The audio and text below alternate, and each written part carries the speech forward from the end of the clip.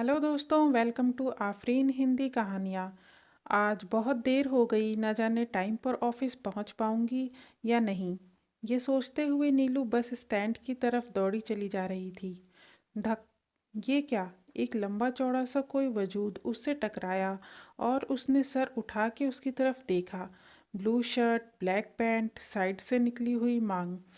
तभी बस आ पहुंची और नीलू ऑफिस जाने के लिए जल्दी से बस में बैठ के चली गई। मगर ना जाने क्यों वो लंबा चौड़ा सा वजूद उसको बहुत भला भला सा लगा। आज अपने कमरे की तन्हाई में वो अकेली नहीं थी। कोई था जो उसके दिलो दिमाग में बस चुका था। शायद यही था नीलू का पहला प्यार, जिसकी तलाश में वो बरसों अकेली चलती रही। इस जिंदगी की धूप में उसको जिस साए की तलाश थी, शायद उसे वो मिल चुका था। नीलू, तुम्हें बॉस बुला रहे हैं, चपरासी ने आकर नीलू को बताया। नीलू जल्दी से फाइल संभालती हुई बॉस के कैबिन की तरफ पहुंची और उसकी नज़रें फिर एक बार उसी लंबे चौड़े वजूद से जा टकराईं। दिल की तेज़ होती धड़कनों को बड़ी मुश्किल से संभालते हुए उसने बॉस को फाइल सौंपी और वापस अपनी सीट पर जा बैठी। नीलू, आज ऑफिस से घर ज़रा जल्दी आ जाना, तुम्हें देखने लड़के वाले आ रहे हैं।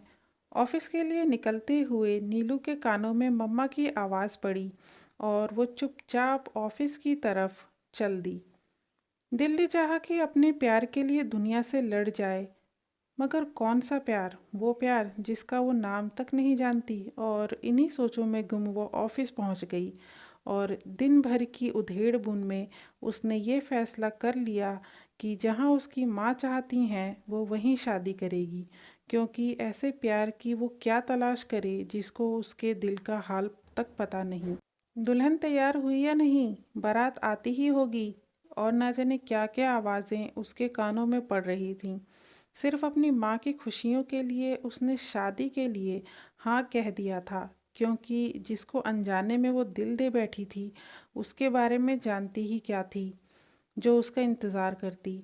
यहाँ तक कि उसने लड़के की तस्वीर देखना भी ज़रूरी नहीं समझा था, बस हाँ कहकर जान छुड़ा ली थी अपनी। कुछ देर के बाद ही बारात आई, शादी की सारी रस्में पूरी हुईं और बेमन से उसकी विदाई भी हो गई। वो एक सुंदर से कमरे में बैठी एक उदास सी दुल्हन बहुत ही प्यारी लग रही थी। नीलू ने किसी के पैरों की आवाज़ सुनी जो उसकी तरफ ही बढ़ रहे थे। उसने घबरा कर अपनी आंखें बंद कर लीं। नीलू, एक बार आंखें खोलकर मेरी तरफ देखोगी नहीं? ये उसका जीवन साथी था, जिसको उसने अभी तक एक बार भी नहीं देखा था। नीलू ने डरते हुए और अपने आंसुओं को छुपाते हुए नज़रें उठाईं और उसकी तरफ देखा जो अब उसका था। तुम यहाँ कैसे? और ना जाने कितने सवाल नीलू ने एक सांस में पूछ डाले। वो हंसा और उसने कहा, जब तुम मुझसे टकराई थी, पीले सूट में कितनी मासूम और प्यारी लग रही थी।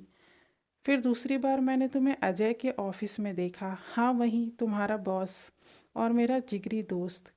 फिर तुम्हारे बारे में पता लगाना और भी आसान हो गया और जैसे जैसे तुम्हारे बारे में जानता गया, मुझे तुमसे प्यार हो गया।